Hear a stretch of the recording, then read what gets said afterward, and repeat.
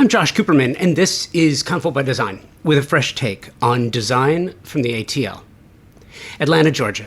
This city is making a huge impact in the world of design, due in large part to designers like Gabriela Eisenhart, founder of Silo Studios.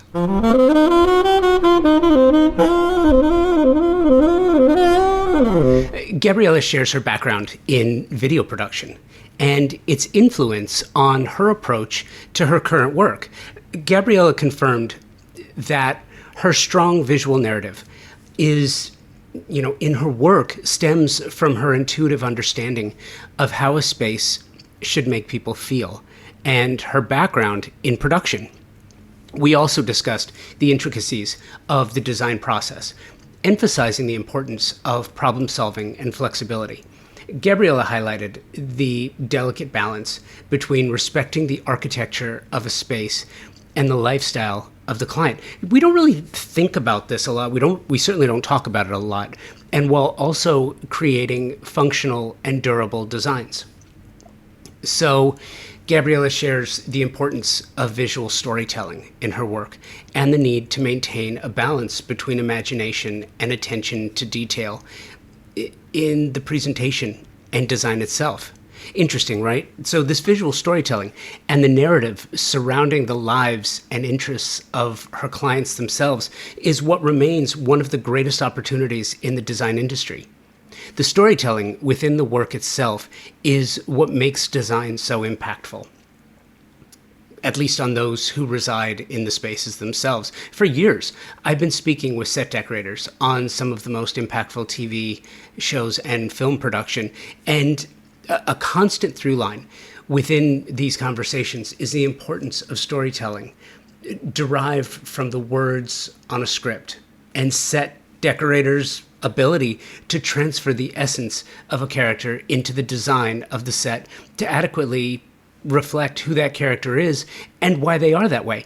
Now, that's not what interior designers do, and we don't get into that in this conversation, but some of the best and most insightful creatives with whom I've ever spoken all share this ability to ask insightful questions, really listen to the responses, and then read between the lines to capture the characters of the clients. And that's what design really is at the end of the day. These are topics with a huge impact on the design industry today. And I think many clients don't even realize that that's what they're looking for. I think in large part because we're talking about the impactful design emanating from a city like Atlanta, and not just the projects in the usual locales like New York, LA, Miami, etc.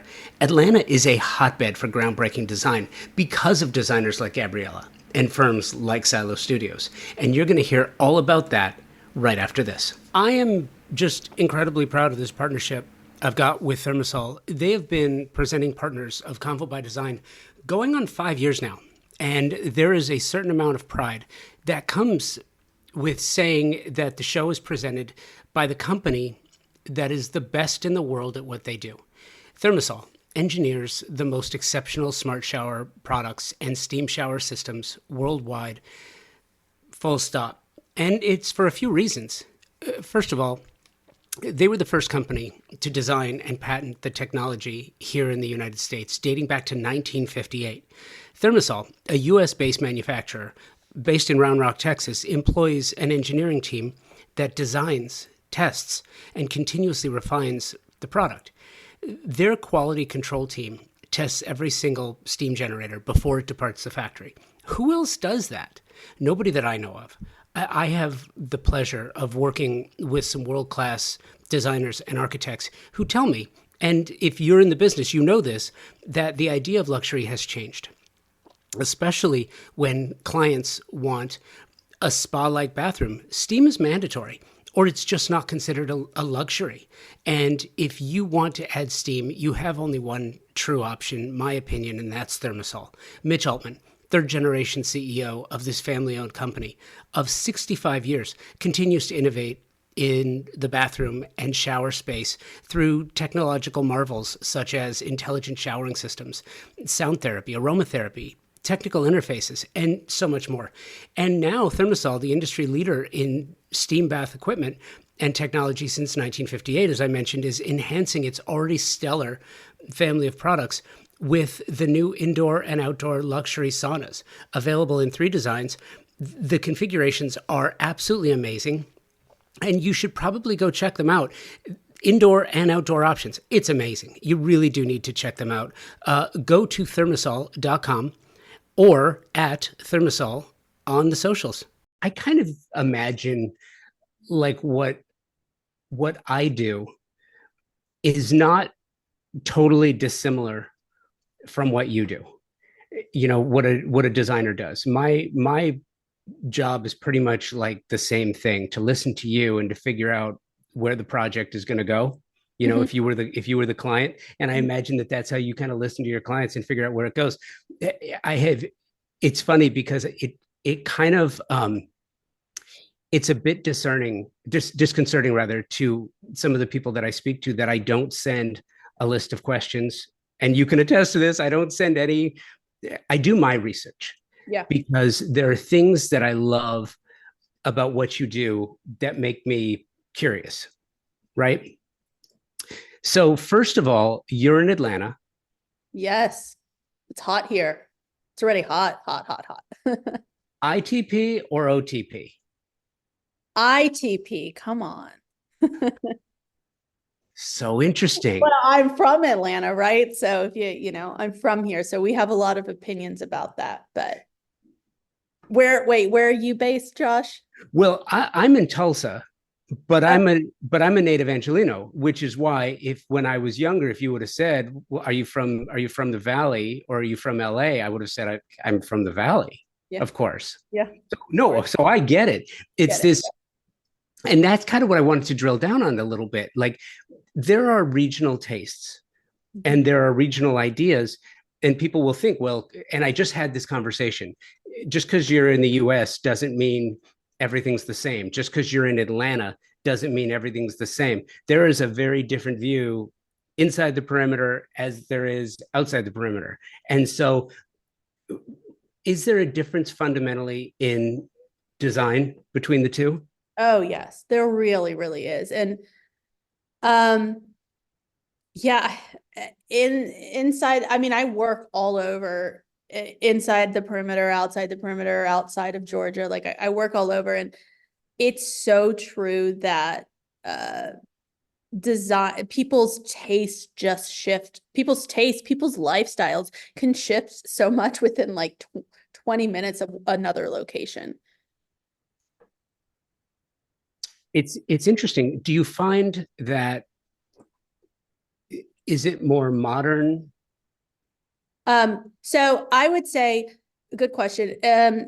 Yes, there's more of a traditional element, and there's more of a want of like traditional outside the perimeter. And like I feel like I'm generalizing here, but I guess I think you understand what I'm saying. And then inside the perimeter, it's a little bit people are wanting maybe more streamlined, more current, modern um, designs. But honestly, like and especially the way I design, it's really important for me to stay true to the architecture of a home, right? So even if a client comes to me and is like, I want, this organic, modern, wabi-sabi vibe home, and they're in like a 1980s like colonial, I'm like, well, um, we're going to have to find the marriage between this here, right? Because you don't want to look at the front of your home and then come inside and it be like a completely different story.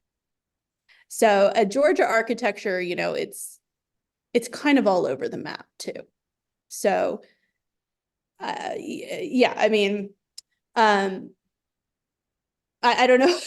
I might have derailed what you were asking, but um, it just depends on the type of home that I'm working in.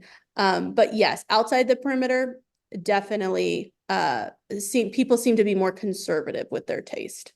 Yeah, yeah, I get that. And well, and I kind of asked the question because I feel like, with your work, I detect a very strong narrative. And I'm curious, your background, your education in video production, did that affect the manner in which sort of when you walk into a project, you're squaring it off, you're kind of looking at how it's going to be presented visually. What's the story? How is the story going to evolve? Is that where your process starts? Because I find the narrative in your work very strong. Thank you. Yes, I am very visual, and I feel like my background in production and help me understand visually like how things are supposed to feel. However, I do say that I think I'm very intuitive with how a space makes you feel. And I think it's so hard to capture that in like an image or a video screen. So a lot of the way the way I base my projects is surrounded around like how how I want to live in a space, how I want my clients to live and feel in a space. But with that said, um, it's always like so fun for me to create these designs, like these visual design boards and these shots, so you're saying, right? And then taking them at the end of the project and comparing them with the final outcome. And you're like, wow, it's so funny you brought that up because I was talking to my photographer today. We were scouting a project. And I said to him, I said, you don't even know this, but in our welcome guide that we hand to our clients, I have a picture of like our designs and our process. And then I have an image of a photograph of the project when it's done that you took. And the comparison to me is so uncanny, like just to see like, oh, wow, we took it from this concept and this is the reality. And like, you can't tell the difference almost. It feels so realistic. What is your what is your onboarding process like? And it's so funny. I will sort of back up a second. I love process. And I think that it's really interesting in design and architecture because on the architectural side, when I speak to architects and friends of mine who are in the business on that side, it is a very it's a very scientific approach. Yeah. And when I talk to my design friends, it's a very emotional approach, which I think makes sense.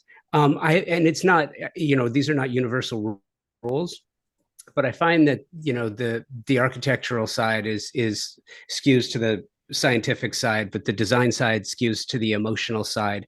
Where the stories are really told. So I think it's fascinating the process by which creatives onboard new clients. What's your process like? Okay. Well, good question, Josh. I'm a stickler on process and the process that our firm goes through from start to finish with each client. But I think you're asking this question in more of a creative aspect, right? With our design process. And this is tricky, and working with people is very tricky, right? Because everyone is different and not one shoe, one size fits all one shoe. You know what I meant. But our process, it's a marriage between one, the architecture, the home, the bones, what are we working with? To the lifestyle of our clients, like what is their day-to-day like? And then, what's important to them? What is going to help convey their story throughout their home? And then, three, obviously good design is function. So how are we going to move about this space and create a durable, functional space that is going to last them? Because let's be real, renovation and designs and designing your home is an investment. So I'd say, we take in all of that information up front during our onboarding phase, and then we go to work with it. And we try to it feels like, I actually never liked putting together puzzles as a kid, but it feels like we're putting together like a huge puzzle. And it's a ton of problem solving. At one point in my career, because we do a lot of construction and there's so much problem solving and we do a lot of management of our construction. And I remember one day just waking up and going, okay, you got this. Just remember, it's all about problem solving. Like if you just accept it, then your days are going to go so much smoothly, because you have to be ready to just pivot and make a quick change if needed during the process. It's true. And it's funny. So we're going through this design house project here in Tulsa. That was part of our moving to Tulsa from LA in the first place. And I have learned it's one thing to have a conversation about design. And it's another thing to have a conversation about process and design and find out how other people deal with it. It's another thing entirely to go through the process Yes. and find exactly how difficult it actually is to get things done. Mm-hmm. And I am just amazed. I've learned so much personally over the last 2.5 years about supply chain and about trades and about vendors and about manufacturers and about how the process works, because it's changed so dramatically and so rapidly. How do you convey your ideas? How do you get your ideas? How do you make your ideas a reality in Mm-hmm. such a complicated environment? You know, well, we here's what we're not doing. We're not doing AI generated designs yet, because I know I see there's a shift going towards there, and there's these incredibly photorealistic design presentations going on within the design world. It's intimidating a little bit, but our presentation phase is obviously going to be our space plan or our renderings of any construction or furniture plans or whatever, combined with our design boards, which are photorealistic, not AI generated, but photorealistic representations of the spaces. And then obviously all the materials that we bring in, because we want the clients to be able to really sense the feel and the texture. And that's how we tell the story. And I will say, I was just having a conversation with my team last week, and we were thinking about maybe changing up how we present. And at the end of the conversation, I said, you know what, guys, let's table this for a minute, because the way we're presenting is working and the clients are seeing the vision. And that's really the end result. Is we're storytellers, and we need to be able to explain to a lot of times people that are not super visual how we're turning their space from, what it is now to something completely different. Yeah, it's interesting too. Don't take the bait. It's so funny. A lot of organizations are kind of like leaning in on, oh, AI is going to be everything. Let's make sure that we know how to use it on SketchUp. Let's make sure that I can go into Midjourney and create a. I think that's a huge trap. I don't think that that's where the industry is going. I think But it's going someplace completely different. I think that the moment you start, what was always cool about an idea board was that it didn't look real. It looked like it was a concept. It looks like, yeah, yeah, here's your materiality, yeah. here's your style, here's your feel, but you don't know what it's going to look like. Mhm. The moment you go into Midjourney and you prompt it correctly, and you get back this image of exactly what the client wanted to see Yeah. in its perfection. And then as a designer, you realize that you can't actually complete that perfect look for a lot of different reasons. I mean, look, you can't tell Midjourney to account for a duck that you can't see. Yeah. Where you were going to put that niche.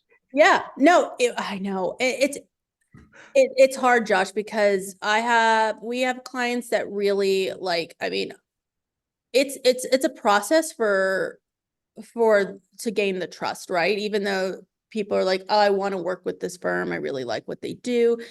When you tear apart people's homes, it's, that's really intimate.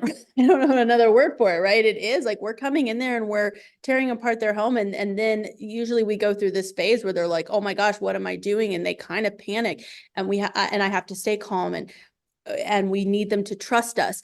But I find that the more I would agree with you in what you're saying about like, let's leave a little bit of imagination to the presentation and the design process, right? Let's leave that presentation. But like when it comes down to like, wait a second, on your design presentation, it said the niche was going to be right here and now it's an inch over. And we are held accountable for like those details.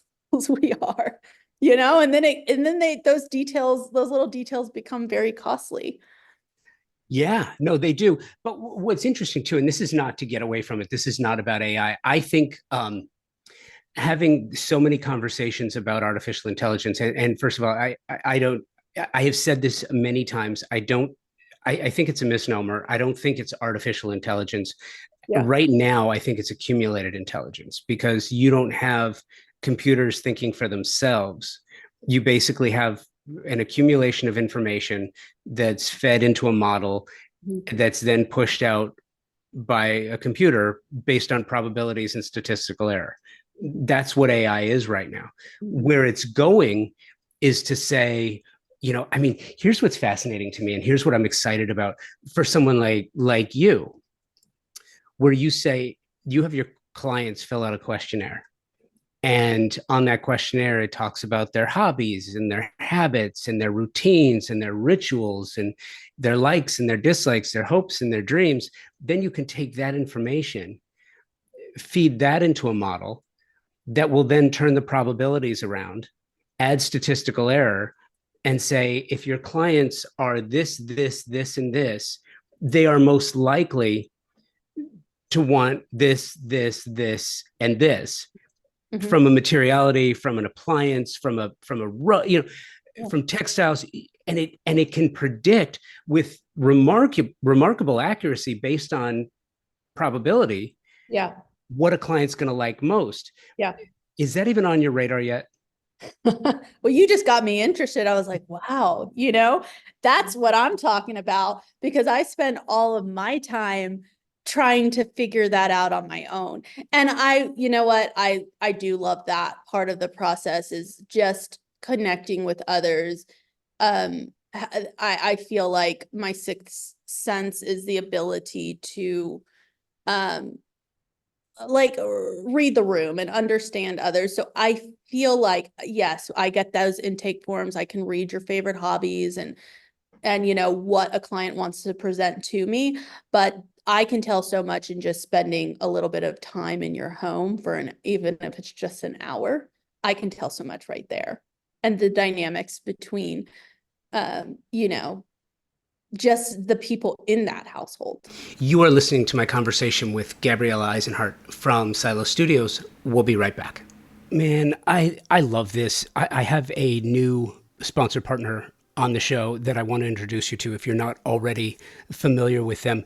If you are a specifying designer, architect, landscape architect, or savvy design enthusiast, if you have heard about the quiet luxury movement, this idea of crafting a lifestyle around understated elegance, simplicity, and sophistication, there's more to it than that. And I will add uncomplicated living. Isn't that what we all strive for? I am extremely happy. I'm really thrilled to share a company that embodies all of this, utilizing proprietary technology and a focus on sustainability in their stunningly beautiful products. It's TimberTech. TimberTech is the premium decking company delivering multi-tonal, color blending, and natural wood textures in a product that is virtually indistinguishable from a natural wood product. What does this mean? It means it's everything wood should be. A beautiful look that blends seamlessly with a well-designed space, providing years of enjoyment and performs the way you want it to.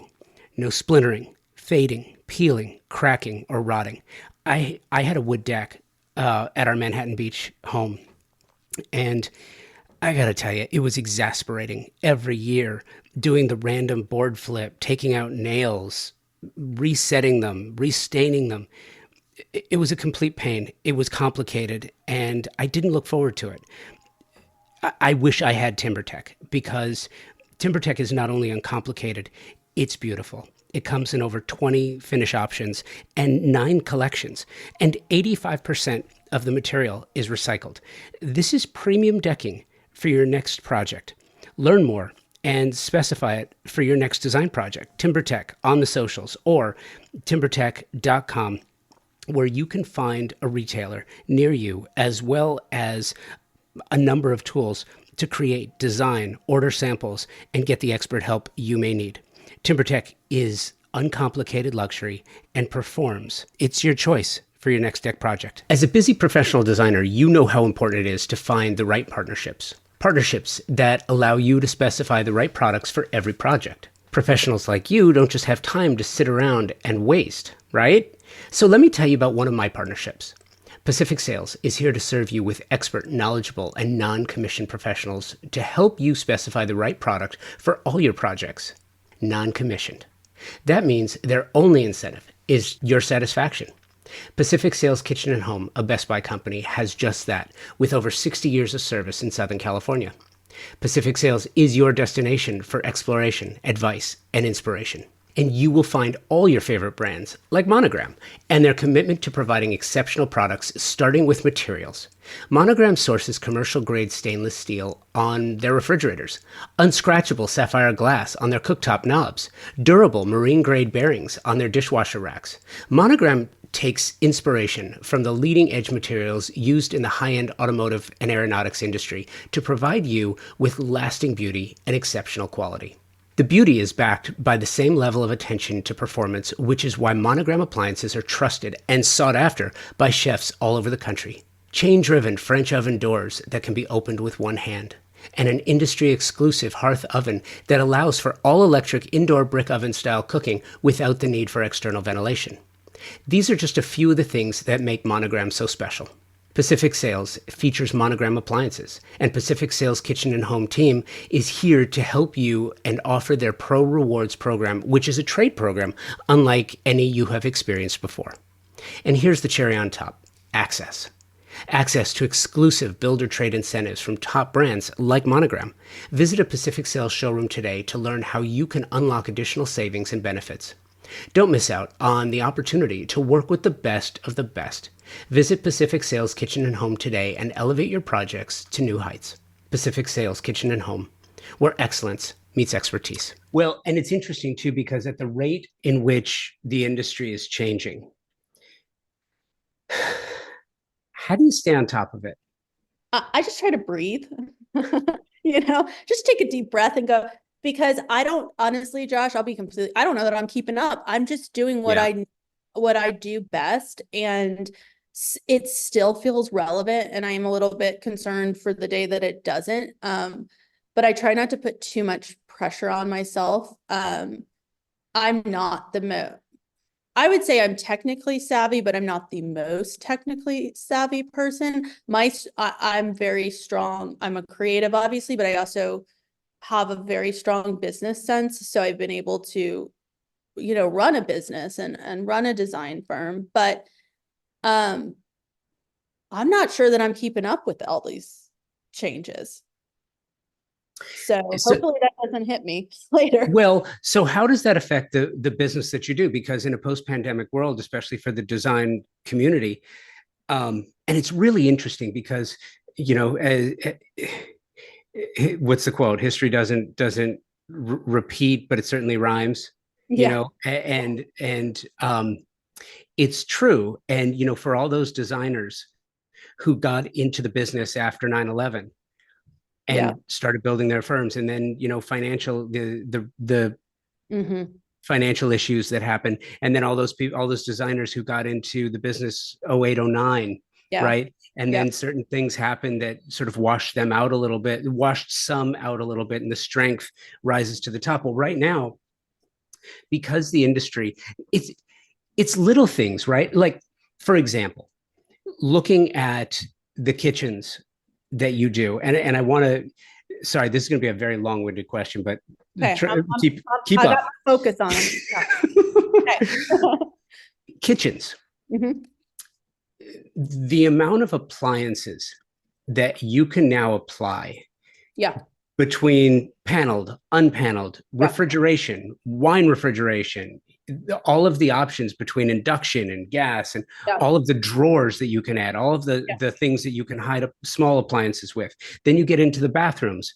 A luxury bathroom, is it really a luxury bathroom without a steam shower? Is it a luxury bathroom without refrigeration at some point for the GLP-1s or Yeah. makeup?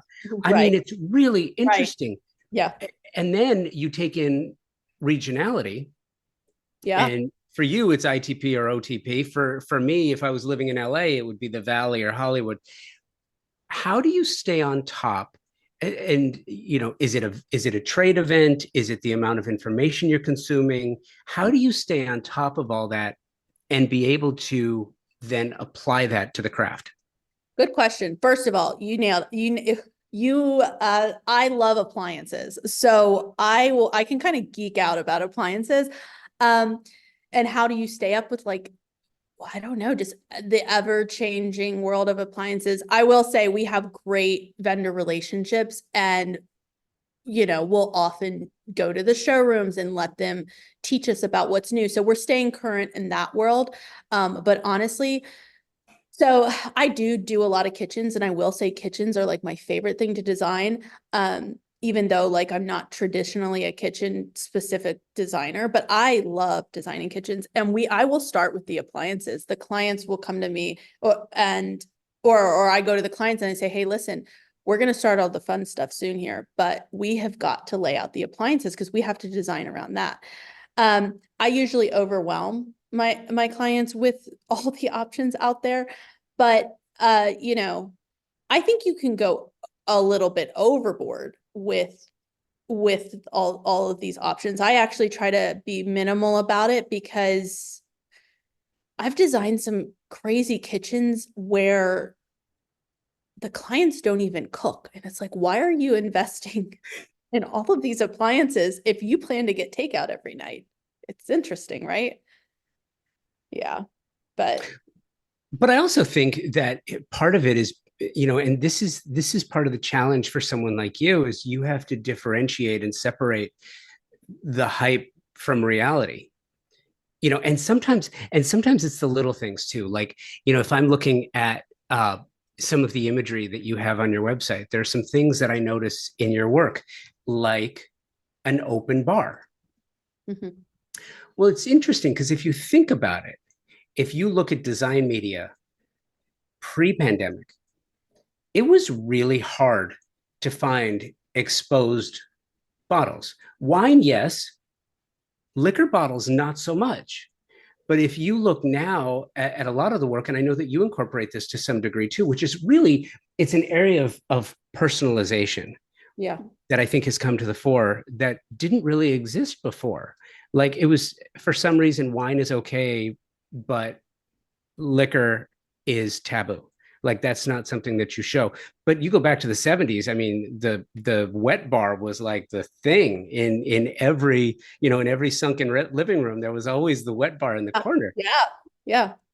And especially you being in the South, that too is an element of, it was kind of taboo and you didn't do it, but you do it now because there is a personal preference. And by what's displayed in the liquor cabinet or on a liquor shelf, you can tell so much more about the individuals and their story. Yeah. I don't follow rules, Josh. So if it's really right, like, if it might be right for this project, or it might tell this specific, client's story. Um, so yeah, I think I know there are so many guidelines out there about what you should how you should style a shoot, or what should be in the shot or the space. But honestly, I try to is of course, like when you're capturing a space, like there is some edits that we make to make sure it captures properly on camera, but I want the space to be as organic as possible and it be as true to like everyday life as possible, so that when you're experiencing it from behind a screen or your phone, that you go, okay, like I could see myself every day in this kitchen, you know, with the steam oven and the microwave and the induction and then this and that. I mean, like, how many different ways do you need to cook your chicken? I mean, it's up to you. Well, yeah, okay. So along those lines, but just to back up a second and Yeah. sort of clear the deck, it wasn't about the photo shoot per se. Oh, uh-huh, uh-huh. It's about the lifestyle. Yeah. So clients would say in the past, well, I don't want to expose liquor bottles. Yeah. I don't want an exposed bar. Oh, But right, right, right. now there's a level of comfort with that. Yeah. Like, look, I will tell you too, the normalization of weed Hmm. has become, I mean, I didn't think that it was going to happen in my lifetime for sure, but the manner in which it's taken place, it's become acceptable now to Yeah. show paraphernalia. Yeah. I have a designer friend who created a weed room in Hollywood, and you've got this bong collection That's funny. on the back Yeah. wall. I mean, that would not, and you know what? It'll probably get published. Yeah. Yeah. That would never have happened 10 Yeah. years ago. Yeah. Well, I like where we're going with things, think we can just be honest about our life and lifestyles, and design around whatever that may be for someone. Well, and that's where it really goes, right? The authenticity Yeah. of it all. Mhm. Um, what strategies do you employ to get the authenticity? One of my big pet peeves about the business, and I'm sure you and I are going to share this, is when you get a client who will come to you with a magazine. They want Kim Kardashian's living room Mhm. in their home, and you're like, well, no, you don't, because everything that you described to me is not, you don't want this, but you want that because your friend said, isn't this a great living room? Mhm. Right? They want what's on Pinterest, but they don't really know what goes into it or what it's like to live in that environment. Uh, What strategy do you employ to actually get the authentic truth out of your clients so that you can help them in the best possible way? that's a good question because I will say my biggest pet peeve is lack of authenticity. So I can't do it. I just can't. So if I'm bringing you a service or I'm going to be your designer, I am I will make sure your home is authentic to you and having to kind of get around what they think is best for them. Um, that's tricky, Josh, because I sometimes, of course I am happy to listen to what they think is best for them. And then I have my own ideas and I try to, it's just, I educate the client about, the outcome and what's going to be best for their spaces, from my experience. And usually that goes well. Sometimes I have, some stubborn clients who think their way is the best and they want the Kim Kardashian living room, but they have toddlers. And usually that doesn't happen though. People are reasonable. So I don't know. I guess Really? I think I have more. I do a lot of homes with that young families. So we're dealing with people that are their kids are still younger, and the fabrics and everything we're incorporating need to be very durable. Um, I've been trying really hard to make sure I'm bringing in the right projects with the right clients that are going to be um, open to the journey and open to my experience, so that I can help guide them on the right path. I try. It's hard sometimes, but yeah, I I don't know that I have any tricks though about how I get I trying here, Josh, I'm stumbling here, but I don't know that I have any tricks on this one. I just think it's really about like again going back to like reading the room and trying to experience that client's lifestyle and get to know them so that I can help guide them in the best way. And then fingers crossed that they're willing to listen to me. Yeah, Gabrielle, listen, I completely get it. It's funny because people who not it's not often that people who do a certain thing that not everyone can do are capable of explaining or putting that superpower into words. It's Yeah. just, which is why I like to ask the question, because for me, I love having these conversations because I always leave knowing something more than I did when I entered into it. And imagine being able to do that every week for 11 years. This is amazing. So I get it. Yeah. But what I also think is fascinating and kind of scary, because I understand it, is, I've been studying AI for quite some time. I took a course through MIT about it, and I learned the math kind of kicked my butt a little bit, but the concepts were extraordinary and eye opening. And here's what's interesting for the design community. You go back to like Laurel and Wolf, and there are still other outlets out there that will offer a digital room design Hmm. for $59. Yeah. Yep. Yep. That's tragic for the industry, Mhm. because you take an industry where basically 1% of the population is utilizing the services of an interior designer or architect, which is just so few. And then you tell them, well, and you can now anyone, it's ubiquitous, it's democratic. Anyone can get rooms designed for $60. You really can't. You can get it decorated. Yeah. You can get it Yep. decorated. I mean, they'll tell you what you should buy, and you'll get a space that is somewhat elevated, I would assume, but it's not personalized by any stretch. Right. And the thing that, which is kind of like where our conversation is going, is like the thing that I love about designers is the ability to touch a client in a way that gets them to be both authentic and honest, because you don't often get both. You'll get a client who is authentic, but they won't exactly be honest with you about what they want, because people have their secrets. Mhm. Yeah. I mean, it's tricky.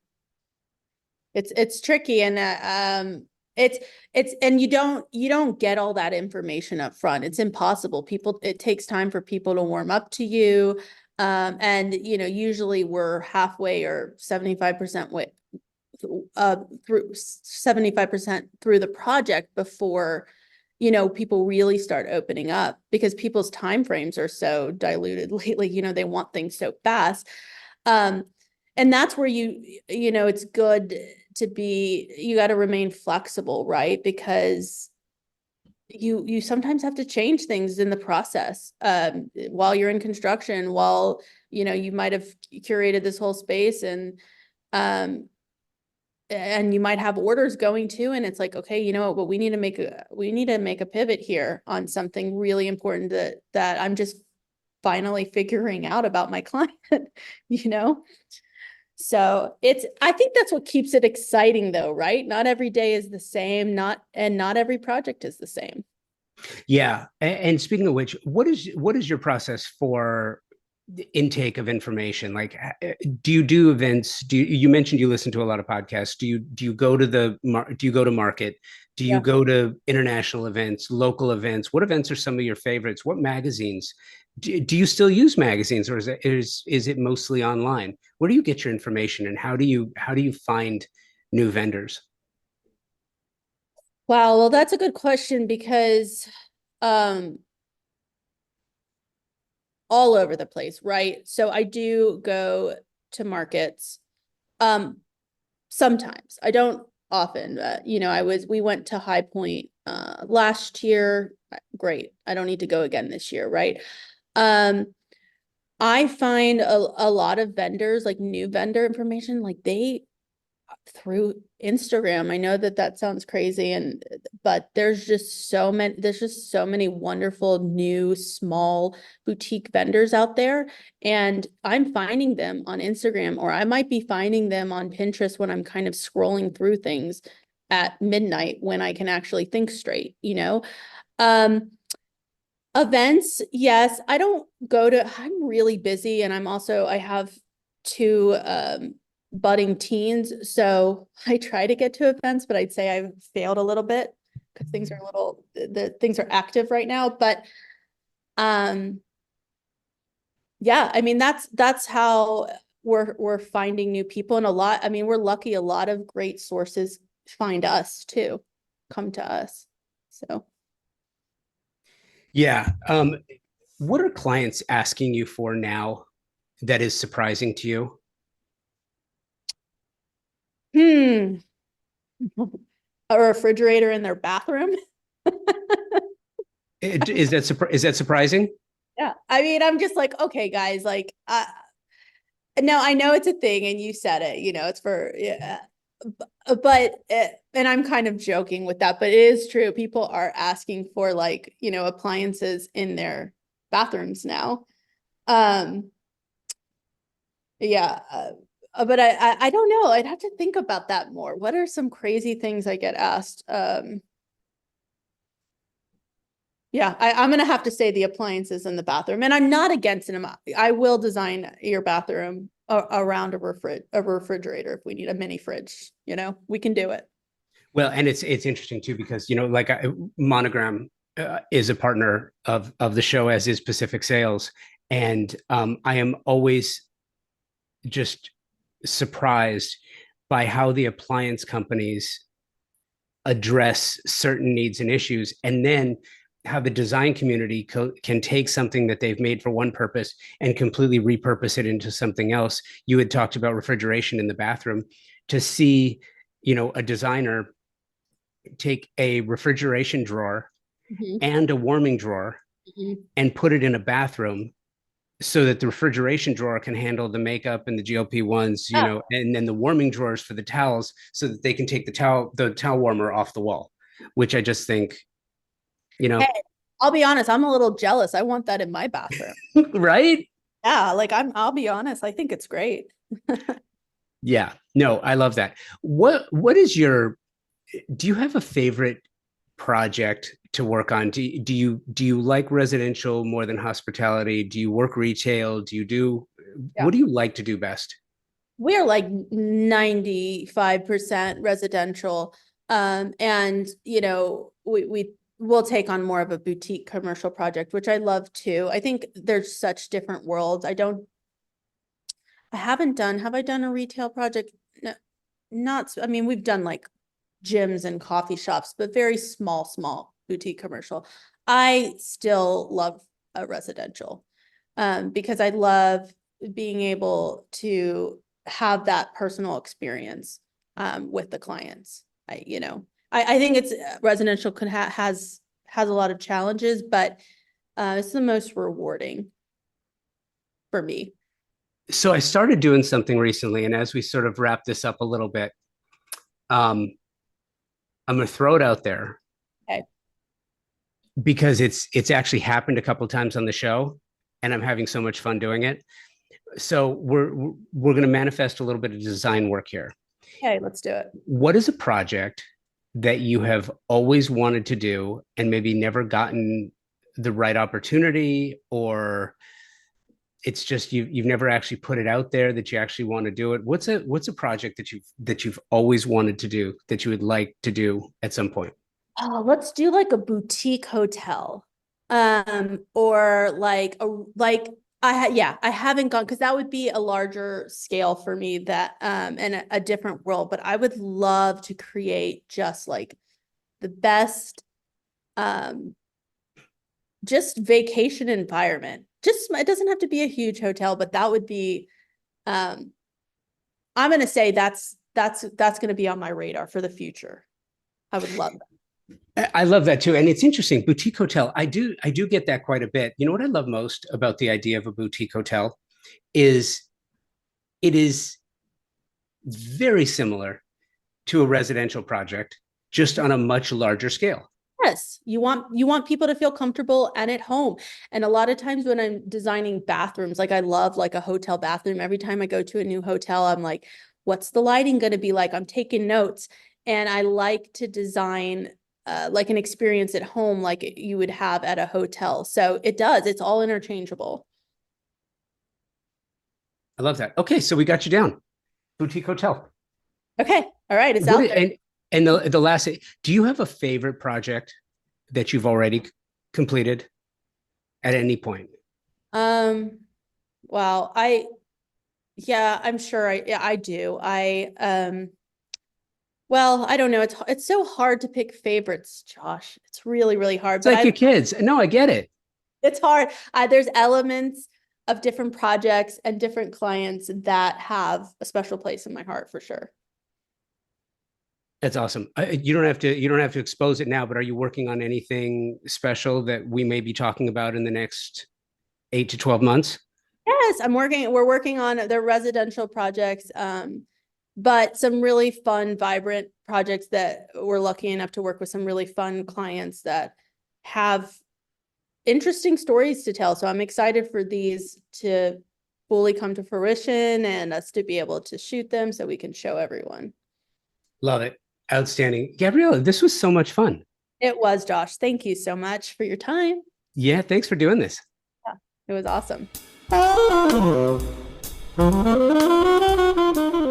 Design Hardware's newly remodeled showroom is where you will find a gallery-style space with a thoughtful display of products, purposefully positioned to allow unbridled exploration and discovery. High-end faucets, luxury tile, natural stone, wood floors, and bespoke hardware selections are presented in a holistic manner, strategically arranged to stimulate creativity and transition your vision from the conceptual stage to a fully realized space. Conveniently located, free parking available. Stop by to find your inspiration. Collect samples, get expert advice, and tackle everything on your shopping list all in one place. Visit them online at designhardware.com or in the real world, 6053 West 3rd Street in Los Angeles. Thank you, Gabriela. Thank you for taking the time to share your story. I enjoyed our conversation immensely and cannot wait to see what you do next. Thank you to my partner sponsors, Thermosol, Pacific Sales, Monogram, TimberTech, and Design Hardware. You know, these partners are amazing companies, all who have made a concerted effort to support the design community through education, incentives, events, media, and exposure, not to mention a collection of extraordinary products and service to match. Check the show notes for links to each of them so you can see firsthand how they make your design business thrive and the projects of your clients exceed expectations. Thank you for listening, downloading, and subscribing, and sharing the show with your friends and colleagues who you think might enjoy it as well. Thank you for your emails, show, and guest suggestions. Please keep them coming. convobydesign@outlook.com and on Instagram, convobydesign with an X.